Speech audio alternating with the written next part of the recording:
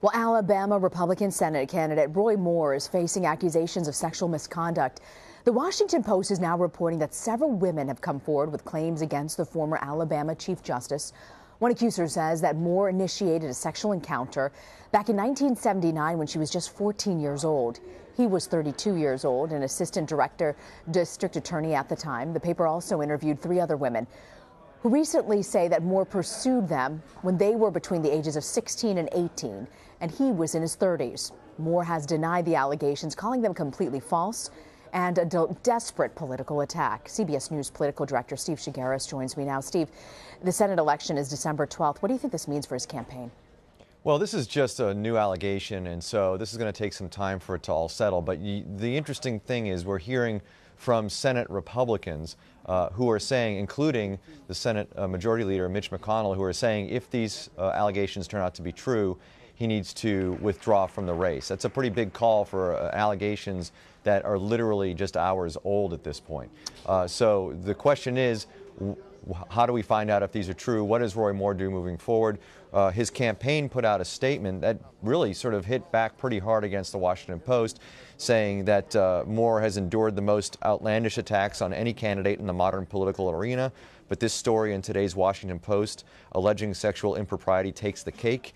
He went on, the campaign went on to say that after over 40 years of public service, if any of these allegations were true, they would have been made public long before now. So it doesn't look like, at least immediately, that Moore is planning to step aside. But the calls are growing on Capitol Hill, if this turns out to be true, that he needs to get out of the race. Yeah, Republican for the National Republican Senatorial Committee, Senator Cory Gardner of Colorado has come forward. I mean, there's a sense that Moore isn't exactly a beloved figure by the establishment GOP. What's the sense among other Republicans? Do you think he's got to go? Well, keep in mind, Moore is the nominee for this for the Republican Party in this race because he defeated the sitting senator, Luther Strange, in a runoff primary over the summer. Now, the establishment Republicans wanted Luther Strange to get the nomination. In fact, President Trump backed Luther Strange during the primary. Strange lost to Moore. And now, you're dealing with establishment Republicans who are now dealing with Moore as their nominee.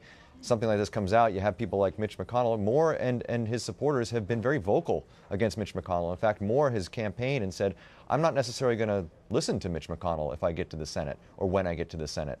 So there's not a lot of love lost between Moore, the candidate, and establishment Republicans. The other Alabama senator, Richard Shelby, campaigned for Luther Strange, who is, again, the sitting senator. He replaced, he was named to this seat when Attorney General Jeff Sessions gave up that seat to become Attorney General. So, the establishment, not huge fans of Roy Moore, not really running to his defense in the early hours of this, what seems to be brewing scandal here. Yeah, and Steve, if Moore were to step aside, is there a possibility, could Luther Strange then come in? Could there be a write-in candidate?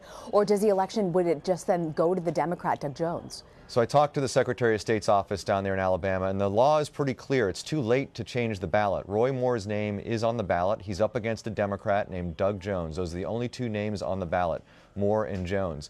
If Moore gets out of this race, or if the Republican Party withdraws their nomination of Moore, basically if he's not a candidate anymore, none of his votes would count. So even if it was those two names on the ballot and more votes went to Moore, none of the votes would count. They would not be certified, meaning Jones would be the winner. However, there is a line for write-in candidates, and it would be interesting to see how Republicans handle this if Moore steps aside or is forced off the ballot by the party, how the party deals with it.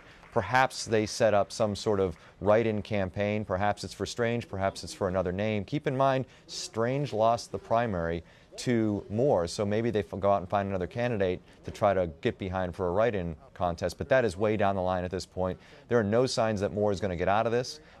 There's no sign that the party is going to withdraw their nomination of him yet, so we'll see what happens. But again, if he's not a candidate anymore, his name is still on the ballot and those votes don't count. Interesting development in the Alabama Senate race. We'll have to see where this takes us. Steve Shigaris, thank you for joining us, Steve. Thanks, Farina.